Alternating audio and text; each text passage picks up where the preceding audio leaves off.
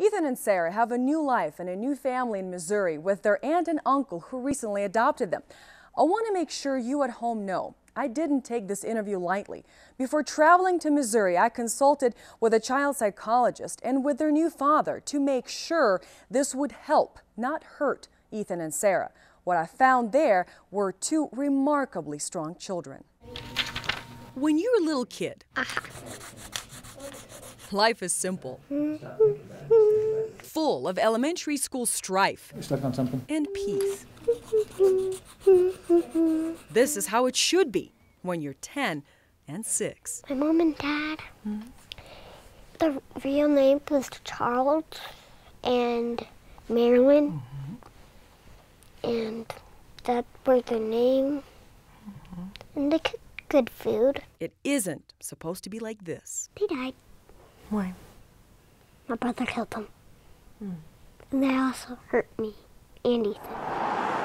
On March 1st of this year, everything about life changed for a family and for Sarah and Ethan Long. Their 12-year-old brother shot their parents, Charles and Marilyn.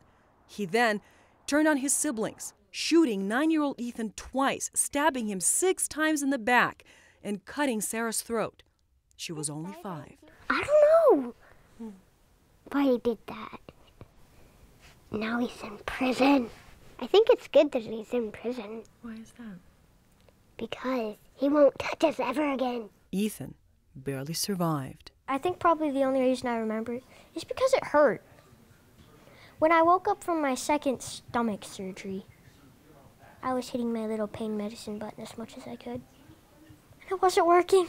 Ethan won't say much about his brother, other than he wants him to stay away. It was that thingamabob that a certain person can't get close enough to you if the judge approves of it. He means a restraining order his new dad promises to get. Yeah, Uncle Wally said he's going to file for one. We assure them regularly that they're safe, that I'll take care of them. Adopted by their aunt and uncle, parts of their life are anything but simple. That's one of their main concerns.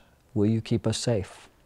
Sarah asks us that fairly regularly. For the next 7 years, their brother is locked up. He admitted to everything and is serving the maximum punishment for his age. Meanwhile, his brother and sister are adjusting to a new home, Really smooth. a new family. Uncle Wally's silly sometimes. And as life is starting to slowly get back on track, Which one do you think that would be? there is still that lingering question. Why? It just goes beyond any form of comprehension at all. Question without an answer. Sometimes things just break. I don't know. Maybe something just broke in his mind. Maybe something happened. Maybe I just don't. I don't have a clue.